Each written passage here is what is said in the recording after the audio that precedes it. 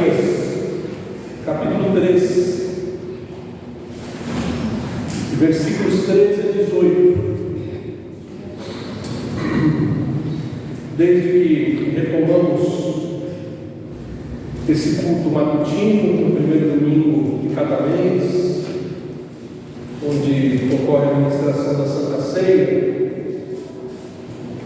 assumimos o propósito de expor esse livro, e essa é a penúltima perícope que nos apresentar para a edificação da igreja. Malaquias capítulo 3, do 13 ao 18. Malaquias capítulo 3, do 13 ao 18, diz o seguinte: as vossas palavras foram duras para mim, diz o Senhor, mas vós dizeis: que temos falado contra ti? Vós dizeis: inútil é servir a Deus. Quem nos aproveitou termos cuidado em guardar os teus preceitos e em andar de luto diante do Senhor dos Exércitos? Ora, pois nós reputamos por felizes os soberbos, também os que cometem impiedade prosperam, sim, eles tentam ao Senhor e escapam.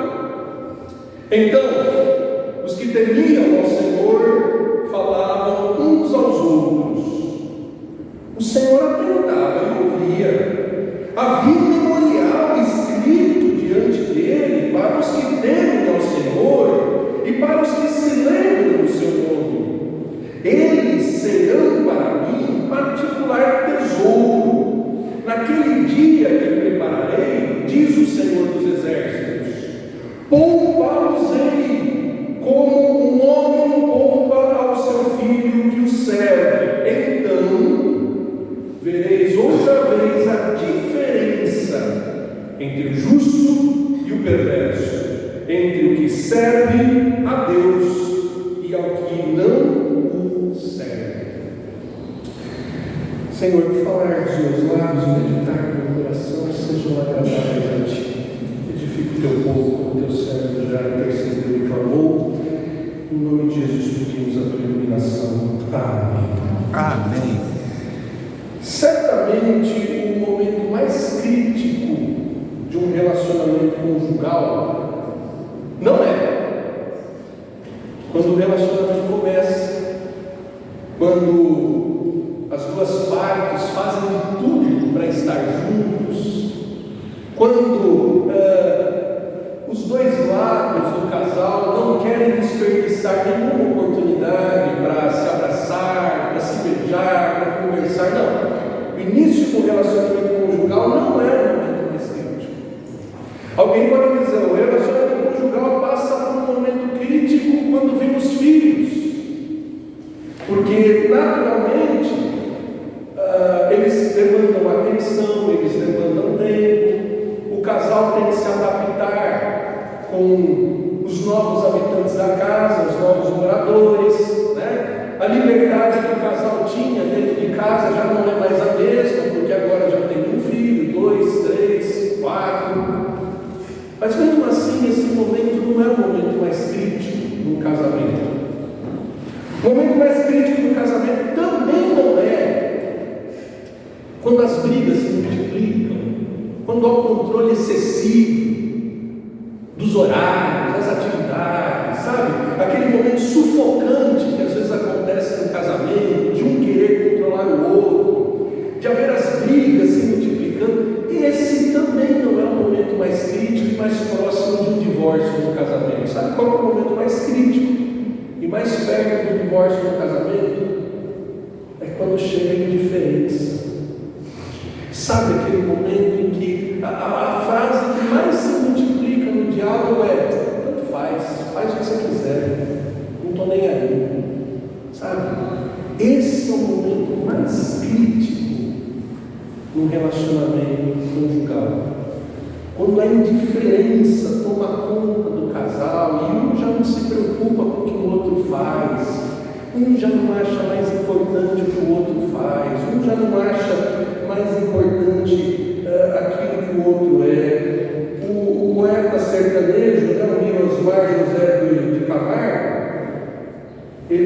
na sua música, fala para mim, diz a verdade, o que mudou assim de repente?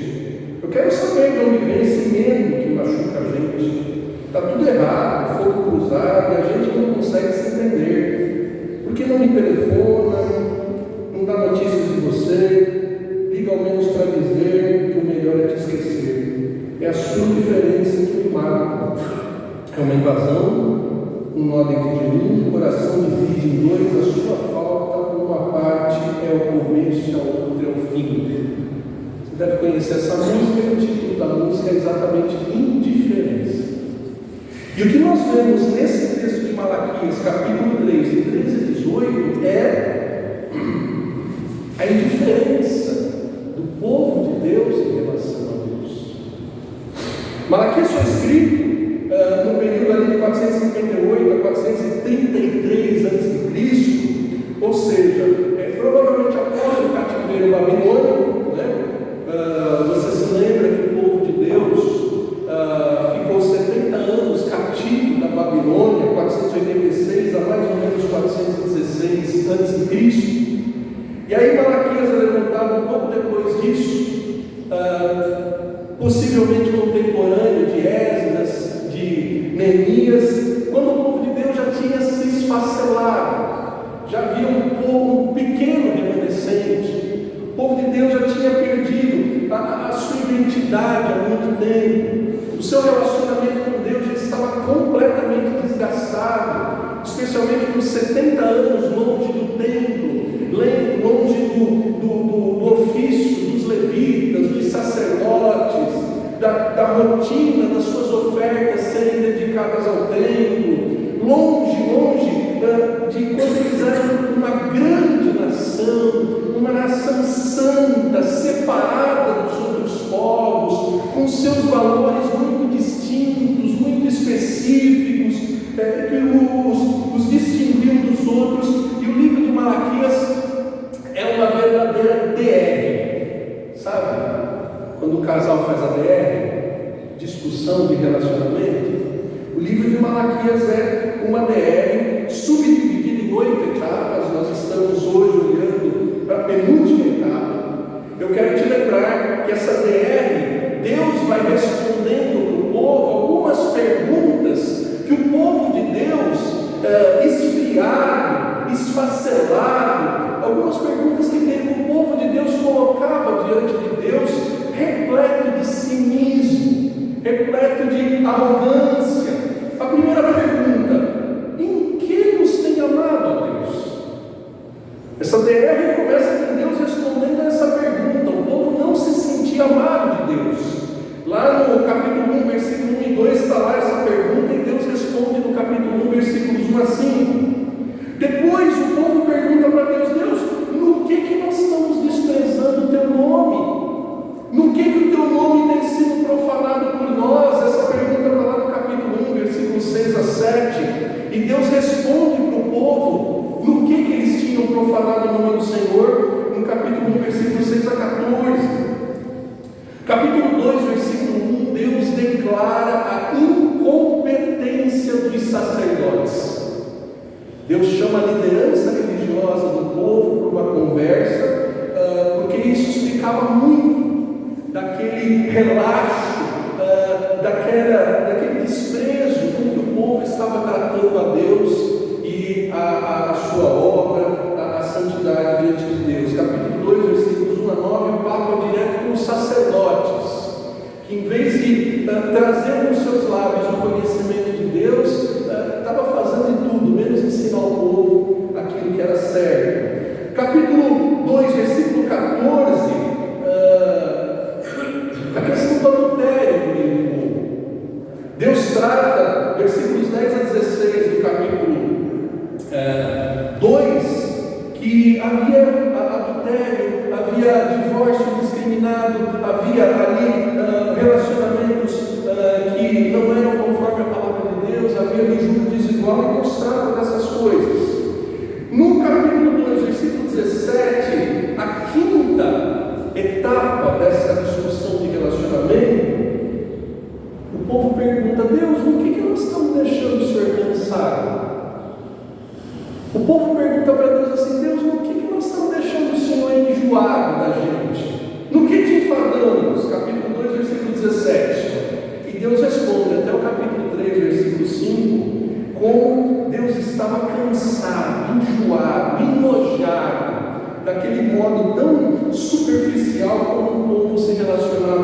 Deus.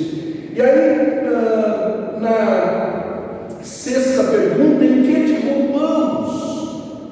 O que nós temos que devolver para Deus?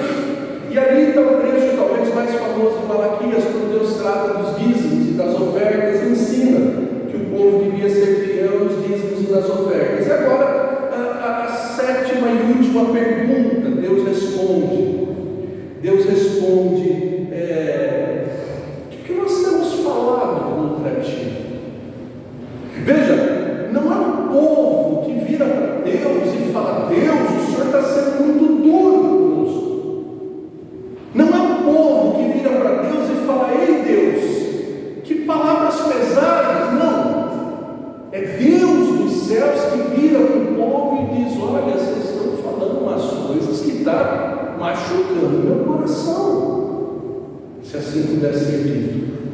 É Deus que vira dos céus e diz: olha o que vocês estão falando de mim. Olha o que vocês estão falando de mim. Sabe, é como aquele pai que escuta do filho, da filha, dizendo assim: eu não pedi para nascer. Sabe? Acho que é uma das coisas mais duras que um pai pode ouvir de um filho, né? Não pedi para ser seu filho. E o povo cinicamente pergunta no versículo 13: ué, Deus, o que nós temos falado contra ti? O que nós temos falado de tão pesado para ti?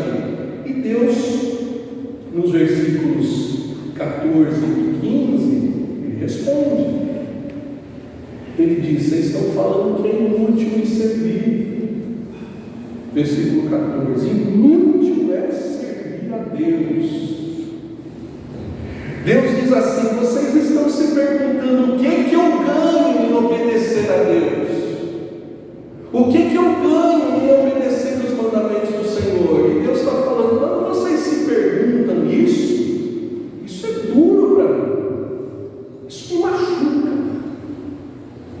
Vocês estão falando aí: que nos aproveitou termos guardado os seus preceitos? E essa pergunta me faz lembrar de Lucas capítulo 17, versículo 10. Lucas 17, versículo 10, o Senhor Jesus ensina o seguinte: que se você faz o que Deus mandou, você não passa de um servo inútil. Ou seja, você não está fazendo favor nenhum para Deus em obedecer a palavra dele, muito pelo contrário. É preciso entender, e o povo aqui ainda não tinha entendido, o povo aqui ainda estava num relacionamento de barganha, de tomar lá da cá com Deus, do tipo: ó Deus, eu fiz a minha parte, cadê a sua? Quando eles não entendiam que Deus, antes da fundação do mundo, já tinha feito a parte dele, e que obedecer a Deus nada mais é do que a resposta justa de quem foi alcançado por esse amor. E não apenas uma resposta justa, mas até uma resposta egoísta, porque quando fazemos a vontade de Deus, o mais beneficiado não é Deus, somos nós. Quanto mais obedecemos a Deus, mais bem fazemos para nós, não para Deus. Deus não precisa da nossa obediência, do nosso serviço. E Deus está ali respondendo: olha, quando vocês dizem assim, que proveito tenho de andar de luto diante do Senhor dos Exércitos? Sabe, às vezes eu me pergunto, como a gente tem ficado insensível ao luto. Eu olho para a Bíblia e vejo o povo chorando Moisés 50 dias da sua morte. E hoje a gente, diante das mais diferentes causas de morte, às vezes a gente não consegue chorar 5 minutos, que dirá 50 dias. Então o povo já estava falando: tá, a gente ficou de luto, a gente se vestiu de pano de saco, de cinza, a gente sofreu esse cativeiro, a gente ficou triste. E o povo não lembrava que a Bíblia já ensinava lá em Eclesiastes 7, de 1 a 14, que é melhor estar na casa de luto, que fica na casa de festa. Porque ali se vê o fim de todos os homens, ali se vê que a vida é passageira, que somos frágeis. Então, a propósito de Deus, inclusive, veja o versículo 15, eles falaram algo mais terrível ainda. Eles dizem: olha, Deus, feliz mesmo, bem-aventurado mesmo é o arrogante, é o soberbo. Sim, eles cometem iniquidade e prosperam. Eles tentam ao Senhor e não acontece nada com eles. Veja o que estava no coração e nos lábios daquela porção do povo de Deus nos dias de Malaquias. Eles estavam dizendo: de fato, está tudo de ponta cabeça e assim funciona mesmo. Vamos desistir de batalhar pelo que é justo, pelo que é puro, pelo que é santo, porque realmente é na bagunça que a coisa funciona. Isso doía no coração de Deus. Isso eram palavras duras ao Senhor. Veja, queridos, nós lemos no Salmo 73. Se você não chegou em tempo de ver a primeira leitura desse culto, e lembre-se, deixa eu abrir um parênteses aqui, de exortação. O culto tem um horário para começar, e cada leitura, cada oração, cada hino, cada cântico já tem uma mensagem para edificar a igreja. Então não pense que chegando na hora da pregação você chegou na hora certa, tá? Mas depois você confira lá no Salmo 73 que Asaf ele também teve esse sentimento. Asaf via a prosperidade vindo e ele questionava, falava: eu não estou entendendo. E Asaf era um santo servo de Deus, que também por alguns instantes ele pensou: o certo virou errado, o errado virou certo. Veja, não foi só Asaf, veja comigo Jó, homem reto, íntegro e temente a Deus. Jó capítulo 21, versículo 4 em diante. Jó capítulo 21, versículos 4 em diante. Jó, inclusive, historicamente, é tido como o livro mais antigo da Bíblia. Jó provavelmente viveu antes de Moisés. Jó foi um dos mais antigos servos de Deus que a gente tem notícia. E veja como era antigo esse problema de não entender o sucesso, a prosperidade dos ímpios. Jó capítulo 21, versículo 4 a 20 diz o seguinte: acaso é do homem que eu me queixo? Não tenho motivo de me impacientar? Olhai para mim e pasmai, ponde a mão sobre a boca, porque só de pensar nisso me perturbo, e um calafrio se apodera de toda a minha carne. Como é, pois, que vivem os perversos, envelhecem e ainda se tornam mais poderosos? Seus filhos se estabelecem na sua presença, os seus descendentes ante os seus olhos, as suas casas têm paz, têm temor, e a vara de Deus não os fustiga. O teu touro gera e não falha, as suas novilhas têm cria e não abortam, deixam correr suas crianças como um rebanho, os seus filhos saltam de alegria, cantam com tamboril e harpa, e alegram o seu som da flauta, passam eles os seus dias em prosperidade e em paz descem a sepultura. E são esses os que disseram a Deus: retira-te de nós, não desejamos conhecer os seus caminhos, que é o Todo-Poderoso, para que nós o sirvamos, e que nos aproveitará que lhe façamos orações. Vede, porém, que não provém deles a sua prosperidade, longe de mim o conselho dos perversos. E assim por diante. Jó, Asaf e os servos de Deus nos dias de Malaquias, e muito provavelmente os servos de Deus do século 21,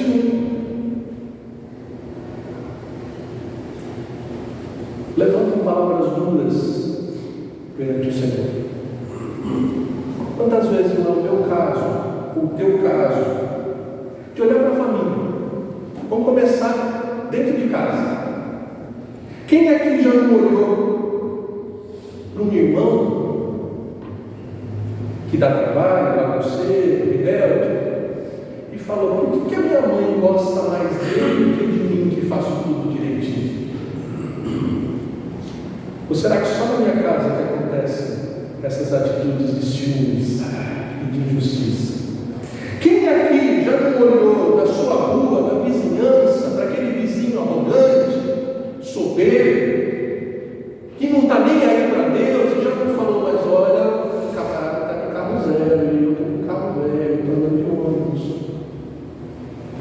Quem já não olhou para o vizinho ímpio, você sabe que ele é ímpio, você sabe que ele não é do bem, e já falou: poxa, mas a casa dele é a mais bonita da rua, né? E eu estou aqui com goteira na minha casa. Sabe?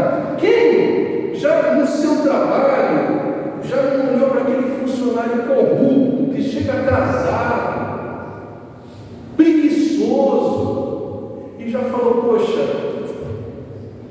será que o chefe não vê que esse cara é tão injusto? Por que ele ganha mais do que eu? Por que o salário dele é maior que o meu? Sabe, quando eu trabalhava, a gente às vezes comentava o seguinte: que quem trabalha muito erra muito, quem trabalha pouco erra pouco, quem não faz nada não erra, e quem não erra vira chefe. Quem nunca trabalhou numa empresa e olhou para um supervisor, para um gerente, para um diretor e falou: mas como é que esse cara chegou aqui, se ele é tão incompetente, se ele é tão injusto, se ele é tão corrupto? Percebe? Como às vezes em nós, quem nunca na sua escola, na sua faculdade, falou: puxa, mas será que o diretor dessa escola não vai mandar embora esse aluno que cola na prova, que maltrata o professor, mas estão sempre dando uma segunda chance para ele? Quem nunca ficou indignado com essas notícias que passam na televisão, e que às vezes o bandido sai da delegacia primeiro que o policial que prendeu ele e levou ele para apresentar a ocorrência? Quem nunca ficou indignado, falando: eu não acredito que de novo esses mesmos políticos foram eleitos? Veja, eu estou falando no plural. No plural. Quem nunca? Né? O mesmo aqui na igreja. Quem nunca falou: puxa, será que o conselho não está vendo o escândalo que esse irmão está fazendo? Será que o conselho vai disciplinar direito esse irmão que está cometendo esse escândalo? Quem nunca dentro da igreja falou: estou esquecido, ninguém lembra de mim aqui na igreja? Queridos, será que faz alguma diferença servir a Deus? Será que faz alguma diferença ser fiel a Deus? A boa notícia, irmãos, é que Deus não nos trata como nós o tratamos. A boa notícia é que Deus não faz conosco aquilo que há de mais terrível no relacionamento. Deus não nos trata com indiferença. Deus não cruza os braços e fala: vai, faz o que você quer. Não estou nem aí o que você vai fazer. Isso é o que Deus podia fazer de pior com alguém, no filho dele. Não. E aí o texto nos mostra que realmente faz diferença, sim, servir a Deus. Eu chamo a tua atenção, veja lá no versículo 16. Veja. Faz alguma diferença servir a Deus? Sim, faz. Porque em primeiro lugar, os que servem a Deus são lembrados por Deus. Versículo 16 diz: então os que temiam ao Senhor falavam, o Senhor atentava e ouvia, havia um memorial diante dele para os que temem ao Senhor e lembram o seu nome. Veja, não é para qualquer um. Deus não se lembra de qualquer um. A memória de Deus não é ocupada por qualquer um, mas é ocupada por gente que teme ao Senhor e que se lembra do nome do Senhor. E aí, queridos, eu preciso ler para vocês alguns dos vários provérbios que falam sobre Senhor. Vamos lá? Abre a tua Bíblia no livro de Provérbios. Livro de Provérbios, capítulo 1, versículo 7. O que é esse temor do Senhor? O que é alguém que teme ao Senhor? Livro de Provérbios, capítulo 1, versículo 7. O temor do Senhor é o princípio do saber, mas os loucos desprezam a sabedoria e o ensino. Livro de Provérbios, capítulo 8, versículo 13. O temor do Senhor consiste em aborrecer o mal, aborrecer a soberba, aborrecer a arrogância, aborrecer o mau caminho e aborrecer a boca perversa. Eu os aborreço, diz o Senhor. O que mais? O temor do Senhor, capítulo 9, versículo 10. Temor do Senhor. O temor do Senhor é o princípio da sabedoria, e o conhecimento do santo é a prudência. Capítulo 10, versículo 27. O temor do Senhor prolonga os dias da vida, mas os anos do perverso serão abreviados. Capítulo 14, versículos 26 e 27. No temor do Senhor tem o homem forte amparo, e isso é refúgio para os seus filhos. O temor do Senhor é fonte de vida para evitar os laços de morte. Capítulo 15, versículo 33. O temor do Senhor é a instrução da sabedoria, e a humildade precede a honra. Capítulo 19, versículo 23. O temor do Senhor conduz a vida. Aquele que o tem ficará satisfeito, e mal nenhum o visitará. Capítulo 22, versículo 4. O galardão da humildade e o temor do Senhor são riquezas, honra e vida. Ainda capítulo 23, versículo 28. Capítulo 23, 28. Não, digitei errado. Então pula para o 28, 14. 28, 14. Feliz o homem, constante no temor de Deus, mas o que endurece o coração, esse cairá. Então, o que teme ao Senhor, ele é esse que trata Deus com reverência, com respeito, é esse que não desacredita de que Deus está no trono e que Deus protege. Lembrar-se do nome do Senhor. Querido, não sei se você se lembra, olha lá em Êxodo 34, capítulo 5 a 9. Qual é o nome do teu Deus? Qual é o nome completo do teu Deus? Sabe, vai muito mais do que 5 ou 6 letrinhas. Senhor, Jesus. Não. O que significa esse ser, essa pessoa a quem louvamos e a quem tememos? Olha só, lá em Êxodo 34, 5 a 9 diz o seguinte: tendo o Senhor descido na nuvem, ali esteve junto dele, e proclamou o nome do Senhor. E passando o Senhor por diante dele, clamou. Qual o nome do Senhor aí?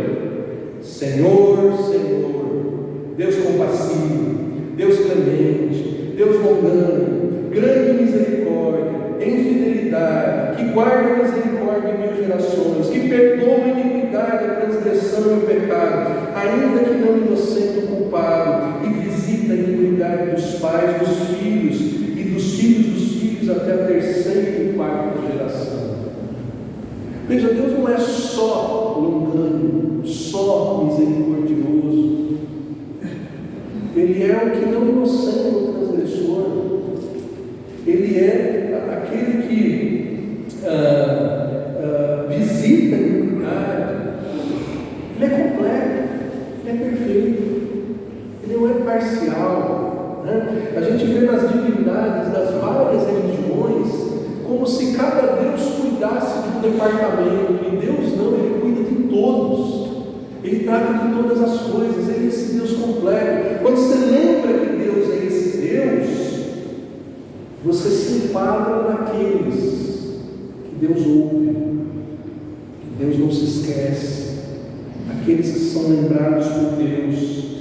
Você se lembra lá, Êxodo capítulo 3, versículos 6 a 9, quando Moisés estava começando a conhecer Deus? Deus diz: eu sou o Deus de Abraão, de Isaac e de Jacó, e ouvi o clamor do meu povo, eu vi a aflição do meu povo, e por isso eu socorri. Por isso o texto diz que esse é o Deus que atenta e ouve. Esse é o mesmo Deus que, conforme Apocalipse 5:8, Apocalipse 8:3 a 4, Ele recebe as orações do seu povo, e essas orações sobem a Deus e não se perdem como fumaça. Não. Essas orações sobem a Deus como incenso agradável e ficam muito bem guardadas e reservadas diante de Deus. Deus ouve, Deus atenta. Por quê? Porque Ele é um Deus que tem um memorial escrito diante dele. Veja, a gente precisa escrever as coisas porque a gente esquece, né? Às vezes você sai de casa para comprar 3 coisas no mercado. Eu vou comprar pão, vou comprar manteiga e vou comprar açúcar. No meio do caminho você já não lembra quais são as 3 coisas que você ia comprar no mercado. Às vezes você lembra de uma ou duas. E a gente precisa escrever. A gente precisa escrever. O Deus que não se esquece, Ele tem um memorial escrito diante dele. Salmo 139, versículo 16, o salmista diz assim: o Senhor tem todos os meus dias escritos diante de ti. Deus tem toda a nossa vida escrita diante dele. Se você se lembra do livro do Apocalipse, capítulo 5, há um momento de desespero, porque tem ali um livro e ninguém era digno de abrir o livro. E aí alguém aparece e fala: calma, o cordeiro foi morto, ele é digno de abrir esse livro. E o livro de Apocalipse fala de um livro que é mencionado 7 vezes na Bíblia. 7 vezes. Em Filipenses 4, capítulo 3, onde Paulo diz que Evódia e Sinti tem o nome escrito junto com ele. E em Apocalipse 3:5, Apocalipse 3:8, Apocalipse 17:8, Apocalipse 20:12 a 15, Apocalipse 21 a 27. 7 vezes a Bíblia fala do livro da vida, que Deus escreveu antes da fundação do mundo. E só tem o nome escrito nesse livro aqueles que servem a Deus.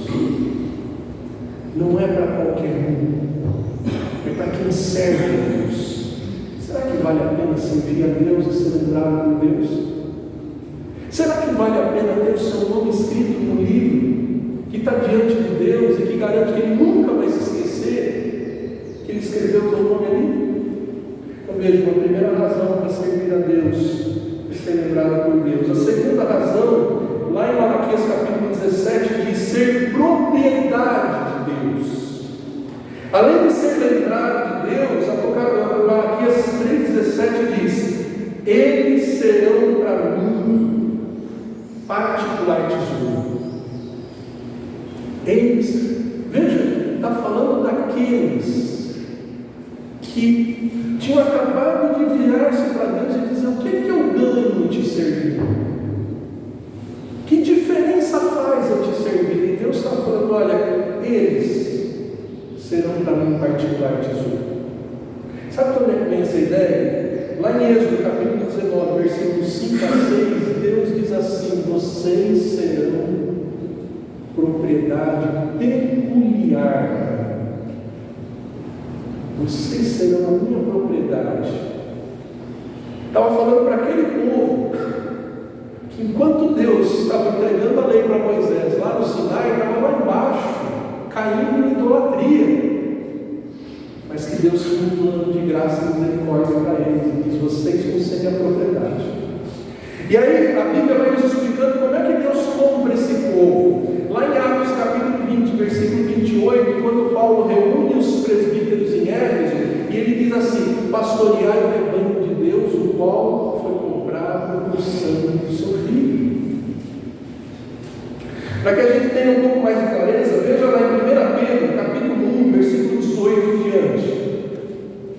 O que significa ser propriedade de Deus? O que significa pertencer a Deus?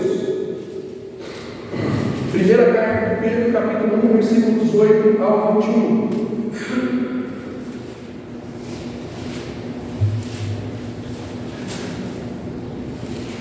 Diz assim: sabendo que não foi mediante coisas corruptíveis, como prata ou ouro, que fosseis resgatados do vosso fútil procedimento que os vossos pais vos legaram, mas pelo precioso sangue, como de cordeiro, sem defeito, sem mácula, o sangue de Cristo, conhecido com efeito antes da fundação do mundo, porém manifestado no fim dos tempos, por amor de vós. De vós quem? Que por meio dele tendes fé em Deus, o qual ressuscitou dentre os mortos e lhe deu glória, de sorte que a vossa fé e esperança estejam em Deus.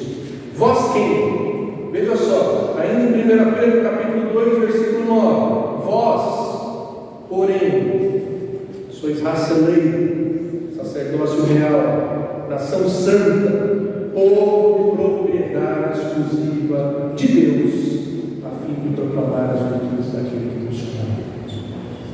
Vale a pena servir a Deus? Quem serve a Deus é lembrado por Deus. Quem serve a Deus pertence a Deus. É tesouro de Deus. É gente em quem Deus investiu aquilo que Ele tinha de mais caro, o sangue do seu próprio Filho. Quanto eu e você valíamos? Você eu não sei, mas eu não valia nada. Que valor eu e você tínhamos? Tem até aquela música, né? Quero que valorize o que você tem, que você é um ser, você é alguém. Depois de Jesus, você passou a ser alguém.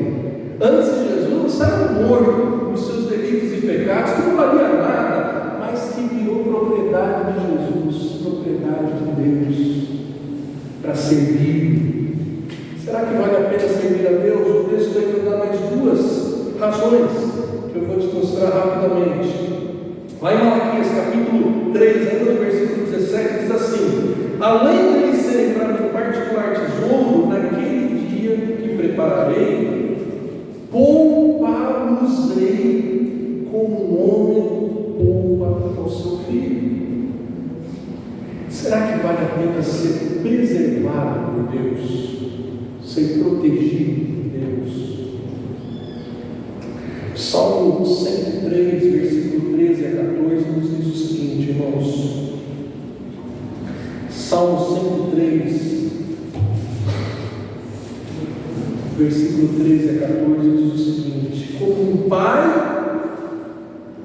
que se compadece dos seus filhos, assim o Senhor se compadece dos que temem. Pois Ele conhece a nossa escritura e sabe que somos pobres.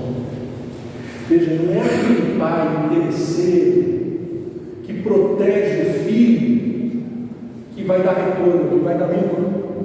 Estou investindo no meu filho, que ele vai ser um médico, e quando ele estiver bem rico, ele cuida de mim. Não. É o pai que se compadece do filho, que sabe que o filho é pó. Pó. Não tem nada além de pó para oferecer a ele. Esse pai que preserva, que cuida do filho que o serve, é aquele que, na pessoa de Cristo, olhou para Jerusalém e falou assim: ó Jerusalém, Jerusalém, que matas os profetas e apedrejas os que nos são enviados. Quantas vezes eu vos quis proteger como a galinha protege os seus filhos. E sempre que eu lembro desse texto, eu lembro daquela história do incêndio no galinheiro. Não sei se você já ouviu falar. Uma vez pegou fogo no galinheiro e não deu tempo de apagar o incêndio antes que todas as galinhas fossem mortas, carbonizadas, virassem carvão. Mas quando foram lá ver se tinha sobrado alguma coisa debaixo da galinha, debaixo das asas dela, Estavam lá os seus pintinhos, os seus filhotinhos, intactos. Uma das ilustrações que mais me ajuda a entender esse Deus que preserva, que compadece, que cuida dos filhos a quem Ele serve. E você lembra o que o pai disse para o filho, que não tinha saído de casa, mas continuou servindo a ele? Parábola do filho pródigo, Lucas capítulo 15, versículo 31. Você lembra? Tinha um filho que servia. E quando viu a festa do filho pródigo, falou: pai, é tanto tempo que eu te sirvo e tal. Lucas capítulo 15, versículo 31 diz: então lhe respondeu o pai: meu filho, tu sempre estás comigo, tudo que é meu é teu. Será que vale a pena servir a Deus, para ser preservado por esse Deus? Esse Deus que nos adquiriu como sua propriedade, esse Deus que não se esquece de quem somos, porque Ele tem um memorial escrito diante dele. Será que vale a pena para um dia ouvir desse Deus?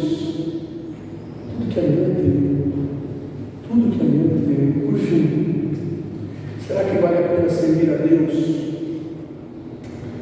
Porque o versículo 18 diz que um dia Deus vai mostrar a diferença entre os que servem e os que não servem. Somos chamados para ser diferentes para Deus. Diferentes para Deus. A gente já viu que Jó uma vez esteve como nos dias de Malaquias, reclamando que os ímpios prosperavam. Mas lá no capítulo 21, versículo 22 de Jó diz assim: quem vai ensinar a Deus? Quem vai transmitir ciência para Deus? A gente já viu que Asaf também, num certo momento, ele falou: que adianta servir a Deus? Os ímpios estão prosperando. Mas no Salmo 73, nós temos que em um momento ele fala: até que eu coloquei os meus pés no santuário do Senhor. E eu lembrei, existe diferença entre os ímpios e os justos. Existe diferença. E queridos, nós lemos na liturgia desse culto que o rei está voltando. E ele com os seus anjos, ele vai se assentar no trono. E ele vai mostrar que existe diferença entre os justos e os injustos. Ele, um lado vai colocar os bodes, do outro lado vai colocar as ovelhas. Um lado ele vai dizer: vinde benditos do meu Pai, que eu tive sede e me deste de comer, tive nu e me vestistes, tive preso e me fostes verdes, estive enfermo e me visitastes. Ele vai mostrar que uns são diferentes dos outros. Não se confunda, não se esqueça. Todos são iguais perante Deus, porque todos pecaram, estão destituídos da glória de Deus. Todos são iguais perante Deus, porque todos foram feitos à imagem e semelhança de Deus. Mas haverá um dia que haverá uma grande distinção entre pecadores e pecadores, entre os que portam a imagem de Deus e os que portam a imagem de Deus. A distinção será: Jesus veio para os que eram seus, e os seus não receberam, mas a todos quantos o receberam, deu-lhes o poder de serem feitos filhos de Deus, a saber, os que creem, a saber, os que creem. Eu quero encerrar essa mensagem lendo com você Apocalipse 21, versículos 5 a 8.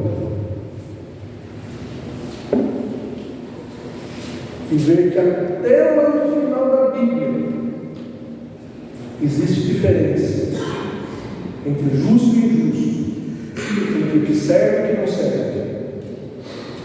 Apocalipse 21, de 5 a 8 diz assim: aquele que está sentado no trono disse: Eis que faço novas todas as coisas, e acrescentou: escreve, porque essas palavras são fiéis e verdadeiras. Disse-me ainda: tudo está feito. Eu sou o Alfa e o Ômega, o princípio e o fim. Eu, a quem tem sede, darei de graça da fonte de água da vida. O vencedor herdará essas coisas, e eu lhe serei Deus, e ele me será filho.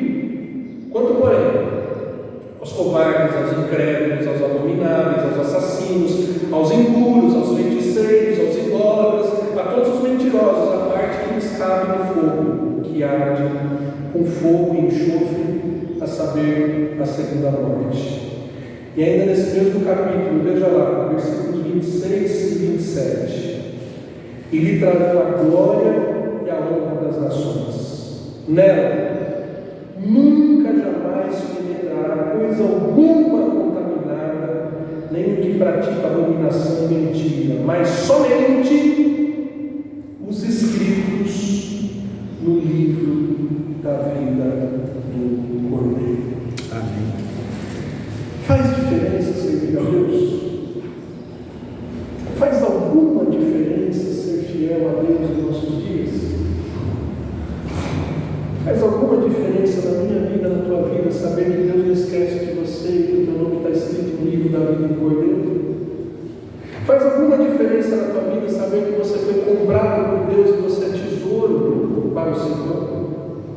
Faz alguma diferença na tua vida saber que não importa o que aconteça, Deus preserva os seus filhos que o servem? Faz alguma diferença na tua vida saber que um dia, quando forem separados uns dos outros, os que olharem para Ele e que forem iluminados, jamais sofrerão vexame? Que diferença faz servir a Deus? Que Deus nos livre, de sermos indiferentes com Ele. Que Deus nos livre de virar para Ele e dizer: não adianta nada eu ser filho de Deus, eu ser corpo de Cristo, eu estar na igreja. Que Deus me livre, que Deus te livre de lidar com Deus, de se relacionar com Deus com indiferença. Eu quero convidar nossos irmãos presbíteros para que agora participemos da ceia, da mesa, que só podem participar os que são lembrados de Deus, que estão com o seu nome escrito no livro da vida do Cordeiro. Não é para qualquer um dessa mesa. Convidar os irmãos presbíteros para virem à frente, para que a gente possa distribuir o pão e o vinho somente para quem pertence a Deus, para quem foi comprado por Deus pelo sangue do Cordeiro. Quero que você participe dessa mesa, se você realmente sabe que Deus te preservou como Pai preservou, e que você realmente é diferente para Deus. Você não é mais um, você não é qualquer um, você é alguém que faz parte do corpo de Cristo.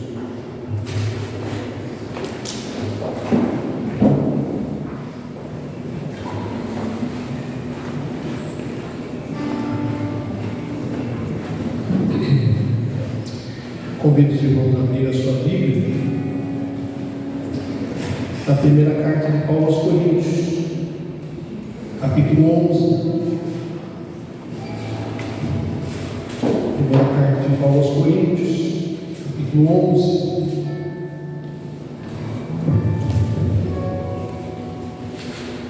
A partir do versículo 23, nós temos a seguinte instrução sobre essa mesa que não é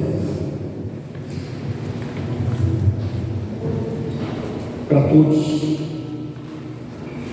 Essa mesa aqui é para aqueles que são lembrados de Deus, que foram comprados por Deus, aqueles que servem a Deus e se alegram em servir a esse Deus. Diz assim, em 1 Coríntios 11, 23 e diante: Porque eu recebi do Senhor, que também vos entreguei, que o Senhor Jesus, na noite em que foi traído, tomou o pão, e tendo dado graças, o partiu e disse: isso é o meu corpo que é dado por vós, fazei isso em memória de mim. Por semelhante modo, depois de haver ceado, tomou também o cálice, dizendo: esse cálice é a nova aliança no meu sangue. Fazei isso todas as vezes que o beberdes, em memória de mim. Porque todas as vezes que comerdes esse pão e beberdes o cálice, anunciais a morte do Senhor, até que Ele venha. Por isso, aquele que comer o pão e beber o cálice do Senhor indignamente será réu do corpo e do sangue do Senhor. Examine-se, pois o homem é assim mesmo, e assim coma do pão e beba do cálice. Pois quem come e bebe sem discernir o corpo, come e bebe juízo para si. Eis a razão, porque há entre vós muitos fracos e doentes, e não poucos que dormem. Porque se nos julgássemos a nós mesmos, não seríamos julgados. Mas quando somos julgados, somos disciplinados pelo Senhor, para não sermos condenados com o mundo. Meus irmãos, essa é a mesa do Senhor.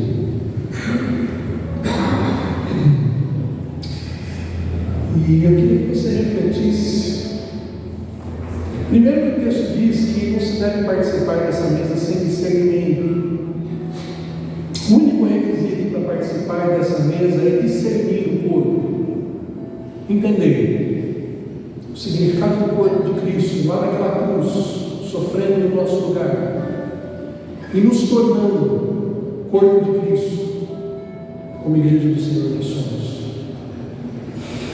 Alguns irmãos estão se preparando, vão ser examinados logo pelo conselho, para que deem provas desse discernimento, professem a sua fé e não participem precipitadamente dessa mesa. Veja, é a mesa do corpo de Cristo. Essa aqui não é a mesa apenas dos que votaram no governador que foi eleito.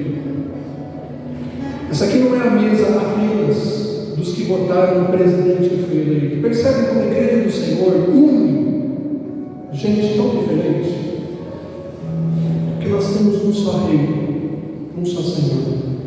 Nossa vida é presidida por um só Senhor.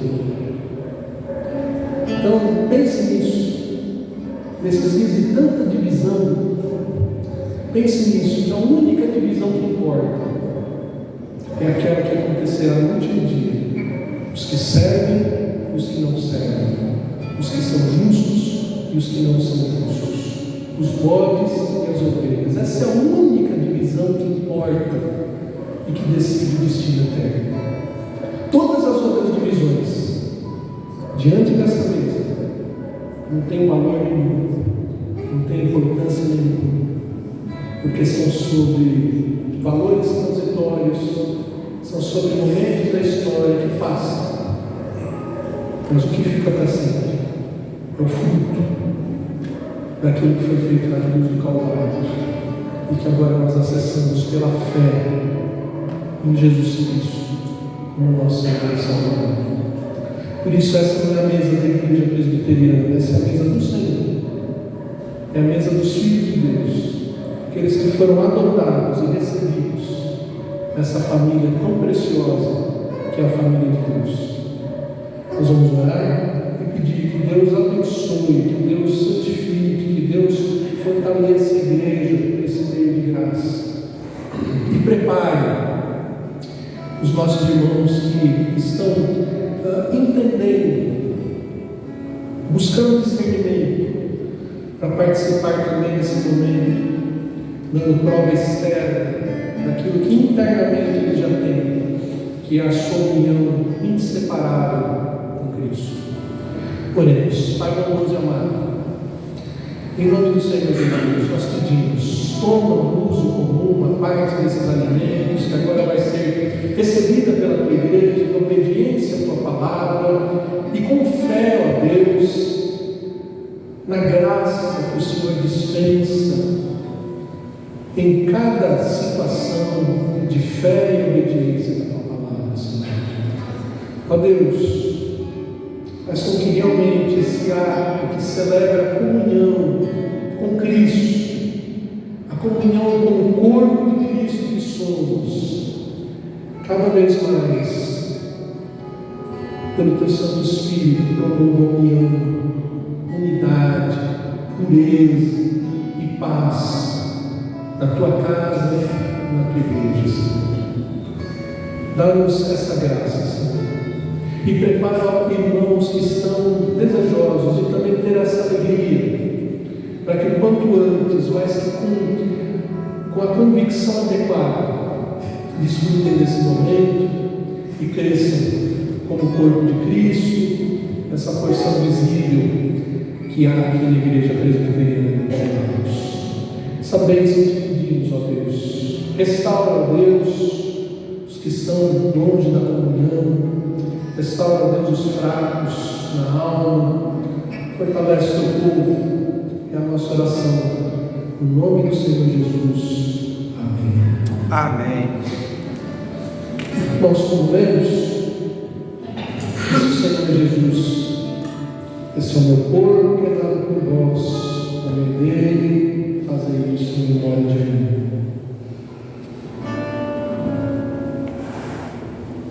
Peço que os irmãos que vão participar já fiquem em pé. Eu creio que já podemos também distribuir o cálice, né? Não é um número tão grande de irmãos. Então, se o Senhor Jesus, esse é o cálice da nova aliança, que é o sangue derramado a favor de muitos, o bem dele fazer isso em memória de mim.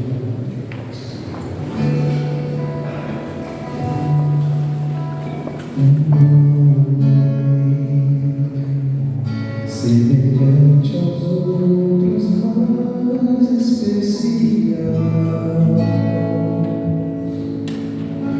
onde havia tanto zelo, trouxe a paz, curando o cego, fazendo o coxo andar, trouxe esperança.